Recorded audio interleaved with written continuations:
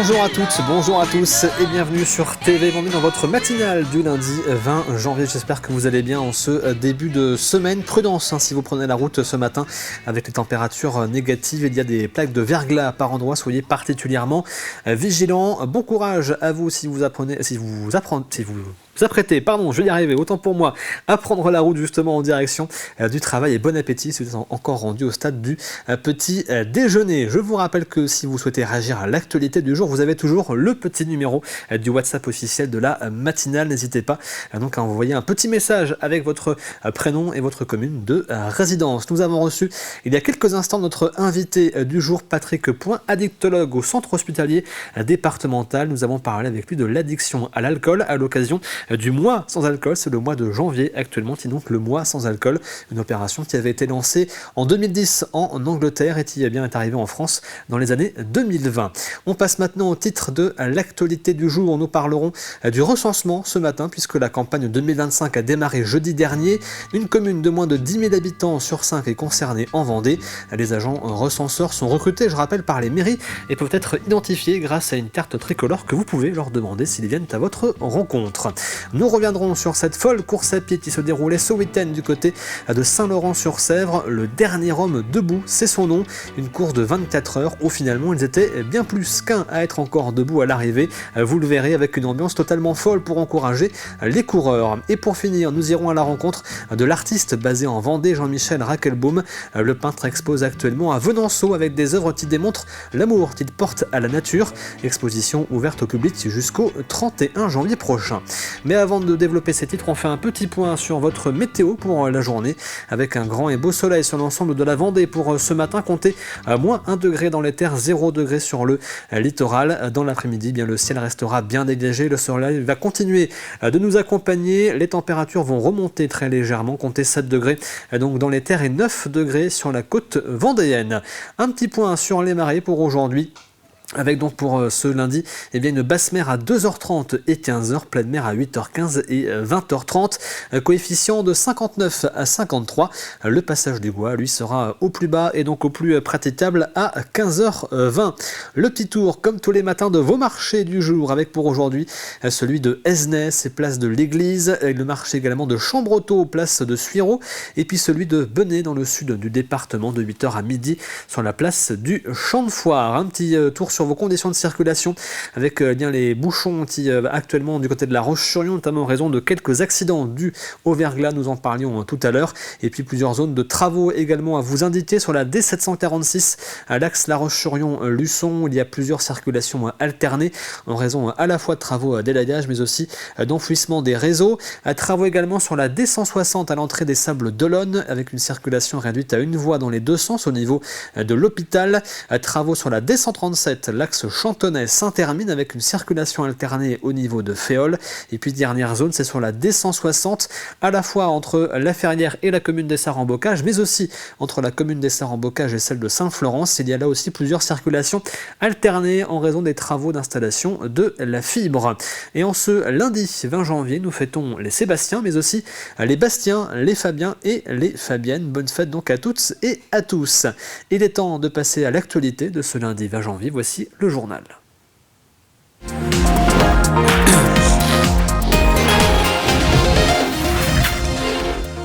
Nous commençons avec cette affaire de meurtre en Vendée. Le corps d'une femme âgée de 69 ans a été découvert par la gendarmerie à Luçon, à son domicile vendredi.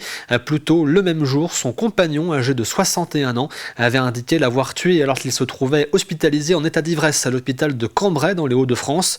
Le parquet de La Roche-sur-Yon a été saisi et l'enquête confiée à la brigade de recherche de Fontenay-le-Comte, placé en garde à vue puis mis en examen du chef de meurtre par concubin.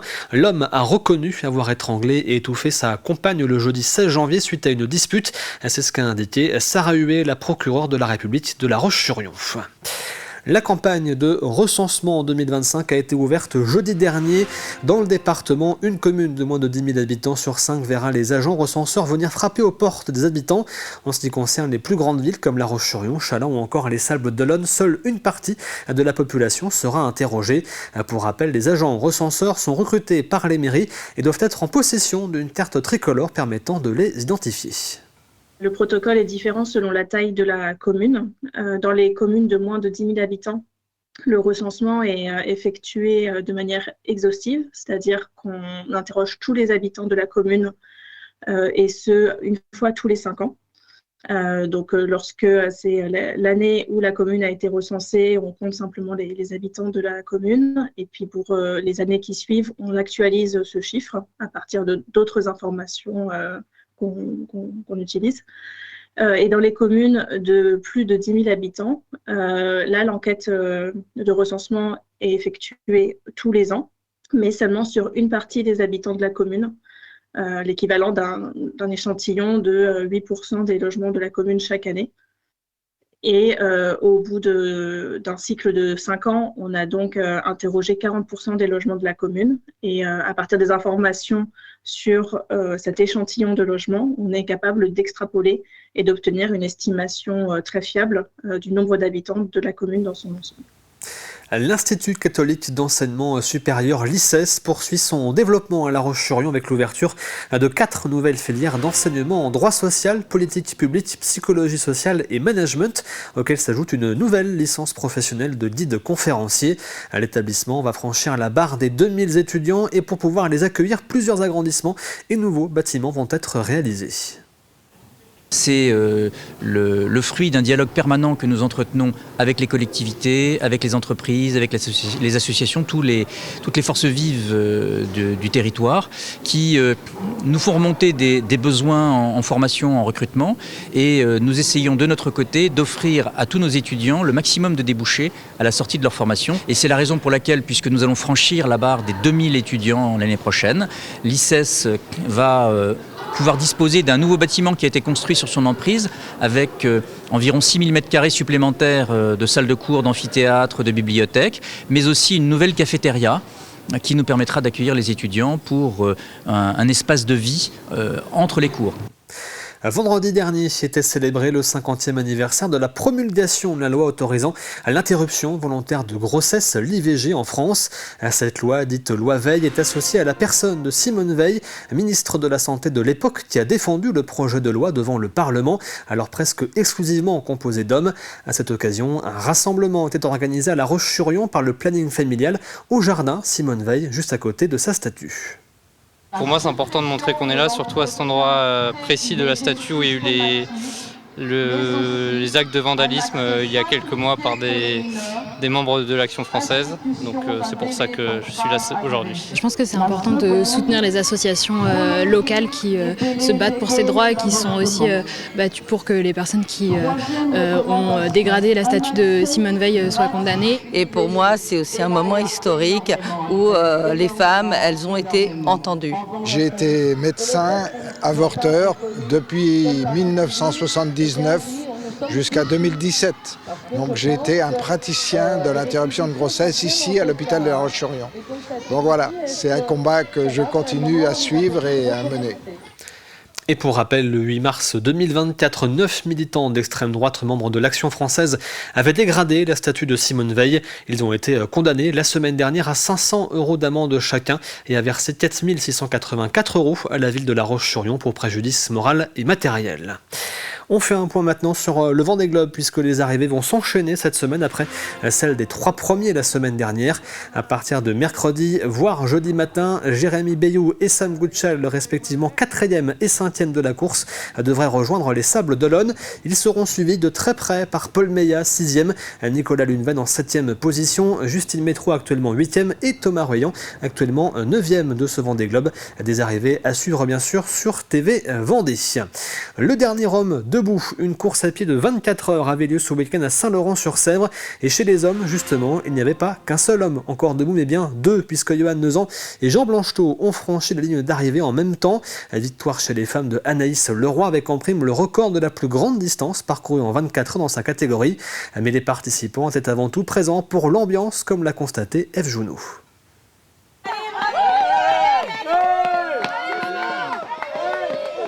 Des supporters, de la joie, de la bonne humeur. Il en fallait bien un peu pour les 300 coureurs du dernier homme debout. 1 degré au thermomètre, c'est vite oublié quand on court sous les applaudissements. Il y a du monde sur tout le circuit. ça s'arrête jamais. Il y a 2-3 petits passages où il n'y a pas de monde parce que c'est difficile d'accès, mais dans l'ensemble, par exemple, ici apparemment est connue la côte du Mont Blanc, que moi je ne connaissais pas spécialement. J'ai l'impression d'être sur le Tour de France, quoi. Il y a du monde tout le long qui nous encourage à monter, donc non, c'est génial. 7 km 800 à parcourir en moins d'une heure, 270 mètres de dénivelé. Ce trail d'envergure demande évidemment un mental d'acier, mais aussi une condition physique irréprochable. Antoine, lui, s'est incliné. J'étais parti pour faire 4 tours, j'ai réussi, je suis reparti pour le 5e et j'ai pas réussi à sonner la cloche sur le 5e. Il y a beaucoup de côtes, c'est vraiment compliqué. Pendant que les plus téméraires poursuivent leur course, d'autres, venus assister au spectacle, animent la salle de ravitaillement, un événement à la fois sportif et festif qui plaît beaucoup. Les gens voient leur poulain, entre guillemets, leur coureur arriver toutes les heures à la salle. Et voilà, ça permet de créer l'ambiance, d'encourager. Ça plaît tellement qu'on est obligé de faire un tirage au sort. Là, cette année, on était à 642 préinscrits pour 300 places, 300 dossards. Quelques-uns d'entre eux poursuivront toute la nuit. Parmi eux, Johan Nezan, déjà vainqueur des 2 précédentes éditions. Quant à ceux pour qui l'aventure est finie, ils comptent bien quand même faire la fête.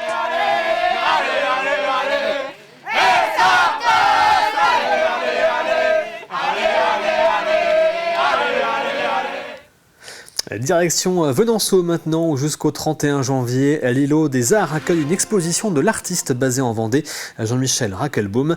Une série d'une 30aine de peintures dans lesquelles il témoigne de son amour pour la nature. Des œuvres dépaysantes et colorées qui sont une véritable invitation à la sérénité, comme nous l'explique Grégoire de Châtillon. Nous voilà dans un monde féerique, un monde où la nature et les couleurs nous transportent. Ce travail de l'imaginaire, avec cet équilibre délicat des paysages, on le doit à Jean-Michel Rackelbaum, un poète de la peinture pour qui la nature est à la fois une création et un refuge. J'utilise les paysages naturels de la nature pour mettre en relation l'humain à l'intérieur, c'est-à-dire les émotions de l'humain. Un arbre, par exemple, c'est symbolique de l'homme. Il doit s'enraciner pour s'élever dans le ciel. Donc, je suis comme une cocotte minute. Tout ça, je le concocte à l'intérieur de mon cerveau et puis je me laisse aller, simplement, à rêver un monde encore meilleur. Comme un rêve fantastique d'un paradis botanique, on se sent à l'aise, comme dans une estampe japonaise. Le noir est exclu parce que le rouge et le vert donnent des vibrations beaucoup plus importantes, c'est-à-dire elles réverbèrent la lumière beaucoup plus naturellement. Les fleurs sont des émotions gaies, sereines, calmes. Surtout un besoin de donner de la sérénité aux gens. Voilà, parce qu'on est dans un monde paradoxalement, les gens ont besoin de douceur, de couleur, de sérénité, de calme, de quiétude. Cette ode à la nature est à découvrir en toute tranquillité à travers une 30aine de tableaux exposés à l'îlot des Arts de Venanceau jusqu'au 31 janvier prochain. Il est temps de se tourner vers votre météo de la matinée maintenant et la semaine démarre sous un beau et grand soleil sur l'ensemble de la Vendée. Les températures restent bien froides avec -1 degré à Montaigu, la Châtaigneraie, La Roche-sur-Yon et Châlons, 0 degré du côté de Fontenay-le-Comte, les Sables-d'Olonne et la Tranche-sur-Mer et 2 petits degrés du côté de l'Île-Dieu. C'est la fin de ce journal, on passe tout de suite à l'actualité sportive du week-end.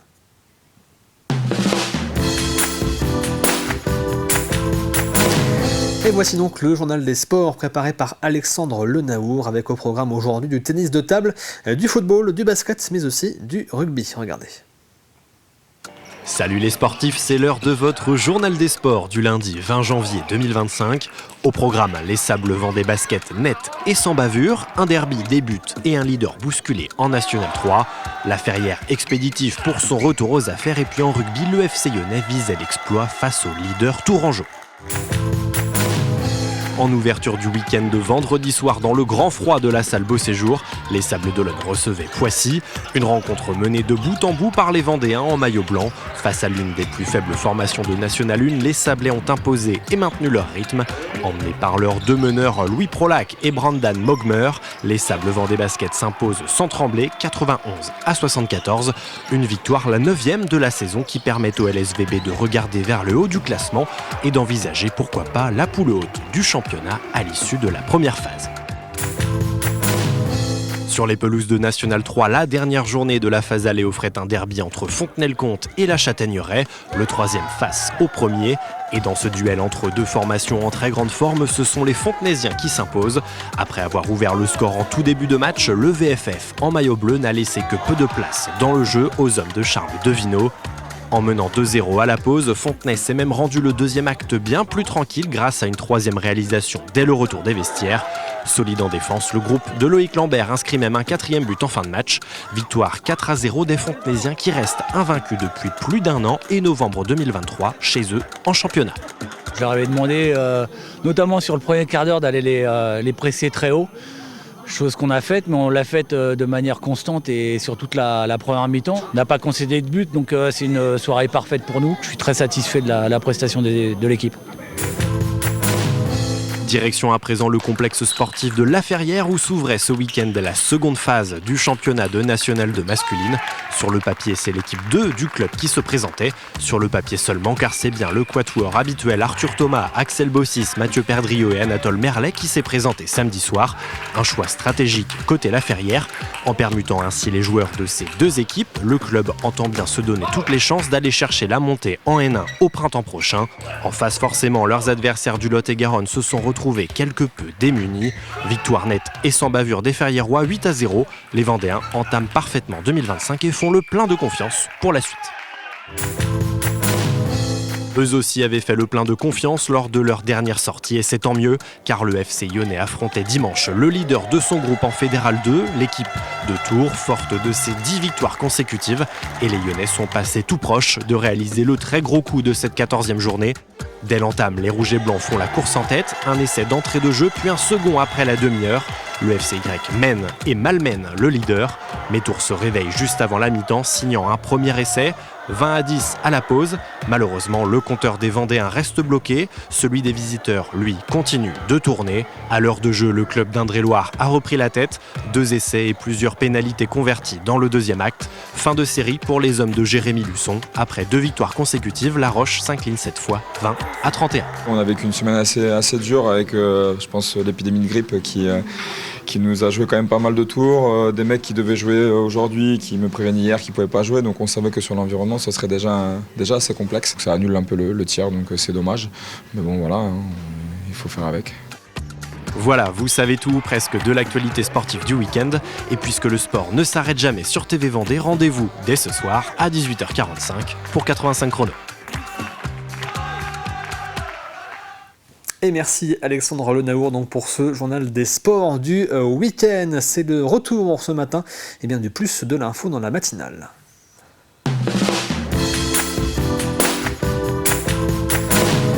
Et nous avons souhaité en ce début d'année aller à la rencontre dans le plus de l'info des présidentes et présidents des différentes communautés de communes et d'agglomérations du département à l'occasion de leurs vœux pour connaître leurs projets, leurs perspectives, leur vision de l'année 2025 qui débute. On commence ce matin avec le président de la communauté de communes Vendée Littoral. Voici Nicolas Vanny qu'on écoute.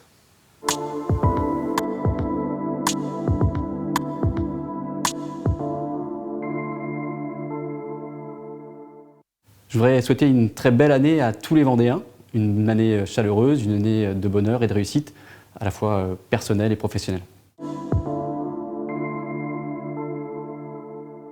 L'année 2025, ce sera une année de fin de mandat, une année de continuité. On a porté sur ces 6 années d'importants chantiers et on souhaite donc maintenant les terminer. Je pense en particulier à la redevance incitative, un chantier lourd qui va demander des changements pour nos administrés.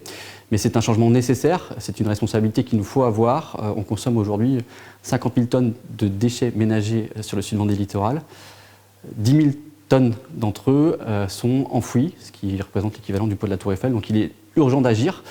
C'est un chantier que nous préparons depuis de nombreuses années et on est là sur la dernière année avant la mise en application au 1er janvier 2026. Donc voilà, un chantier important mais qu'on va mener comme tous les précédents avec beaucoup de pragmatisme, de dialogue et d'échange pour le mener au mieux à son terme.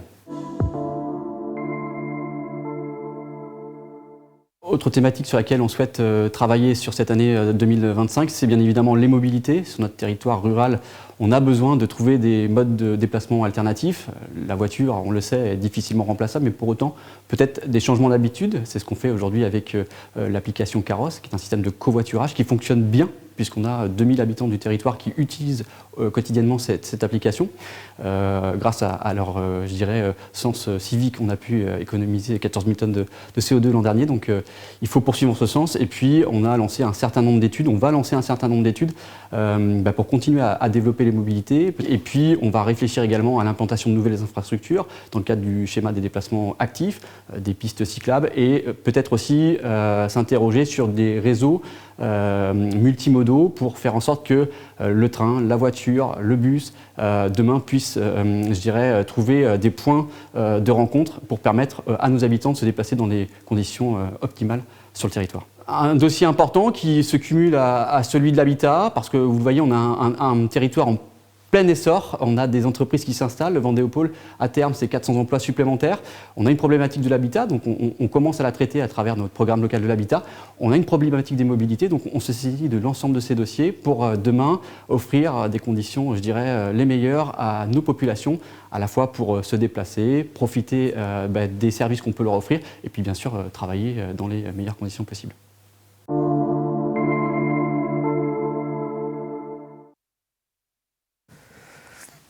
Et vous pouvez bien sûr retrouver ce plus de l'info sur tvvendée.fr. On passe maintenant à l'extrait du jour.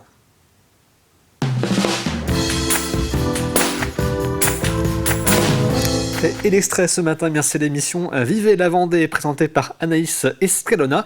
Elle est partie de la découverte aujourd'hui du premier bar à chat qui a ouvert ses portes en Vendée du côté de La Roche-sur-Yon. Est-ce qu'il y a des critères ? Je ne parlerai pas forcément de critères, je dirais que le chalet en fait accueille tous les chats. Dans le sens où que ce soit des chats de race ou des chats de gouttière, on les prend, que ce soit des chats jeunes ou âgés, on les prend, parce qu'on part du principe que chaque chat peut trouver son équivalent humain. Et j'ai souvent cette image de la personne âgée, veuve, qui cherche une compagnie. Et bien, un vieux chat qui a 13 ou 15 ans, eh bien, ça serait la compagnie idéale. Donc aucune sélection par rapport à ça. Les seuls critères qu'on pourrait par contre retenir, c'est le fait qu'il soit, comme on le voit là, câlin. Parce que c'est ce qui, mine de rien, maximise leur chance en fait, d'adoption. C'est ce qui permet de casser ces barrières. On a le deuxième élément, c'est le fait qu'ils puissent s'entendre entre eux. Parce que ils partagent en fait un lieu de vie commun, donc c'est un lieu de vie qui est suffisamment conséquent. Il y a un peu plus de 40 mètres carrés, ils sont 5, donc ils ont réellement chacun leur espace de vie. Propre aussi, j'imagine, si ils n'ont pas d'éducation, compliqué de les faire venir ici aussi. Exactement, c'est vraiment, voilà, les chats, le sevrage est très important quand ils sont petits. Donc là, on a la chance d'avoir des chats qui sont extrêmement propres. Et donc vous retrouvez ce numéro de Vivez la Vendée aujourd'hui sur TV Vendée. Voici le rappel des titres que nous avons développés ensemble ce matin. Nous avons parlé du recensement puisque la campagne 2025 a démarré jeudi dernier. Une commune de moins de 10 000 habitants et sur 5 est concernée en Vendée. Les agents recenseurs sont recrutés, je le rappelle, par les mairies et peuvent être identifiés grâce à une carte tricolore que vous pouvez leur demander. Nous sommes revenus sur cette folle course à pied qui se déroulait ce week-end à Saint-Laurent-sur-Sèvre. Le dernier homme debout, c'est son nom, une course de 24 heures et vous avez vu, avec une folle ambiance pour encourager l'ensemble des coureurs. Et pour finir, nous sommes allés à la rencontre de l'artiste basé en Vendée, Jean-Michel Raquelbaum. Le peintre expose actuellement à Venanceau avec des œuvres qui démontrent l'amour qu'il porte à la nature. Une exposition ouverte au public jusqu'au 31 janvier prochain. Il est temps de passer, comme tous les matins, au jeu de la matinale.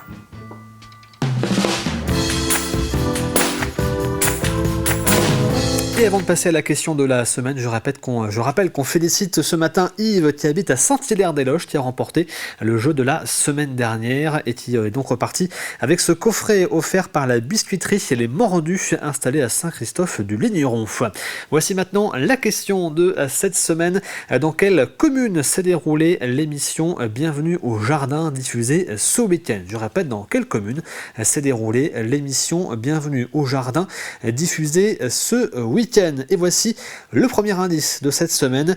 Dans cette commune, eh bien, on y trouve une réplique de la grotte de Lourdes. Je répète, dans cette commune, même dans le parc que vous avez actuellement à l'image, on y retrouve une réplique de la grotte de Lourdes.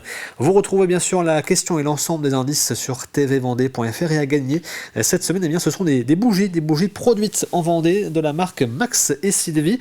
En voici d'ailleurs une petite. Elles sont produites à Dampierre-sur-Yon, à quelques mètres seulement des studios de TV Vendée. Donc c'est le cadeau de cette semaine. Max et Sylvie, donc les bougies faites main en Vendée, c'est le cadeau à remporter avec donc cette question que je rappelle une dernière fois. Dans quelle commune s'est déroulée l'émission Bienvenue au Jardin diffusée ce week-end? Et l'indice du jour, on y trouve une réplique de la grotte de Lourdes. C'est la fin de cette matinale. Merci à vous de l'avoir suivi. L'actualité revient avec le journal de 12h30. Moi je vous dis à demain. Très bonne journée sur TV Vendée.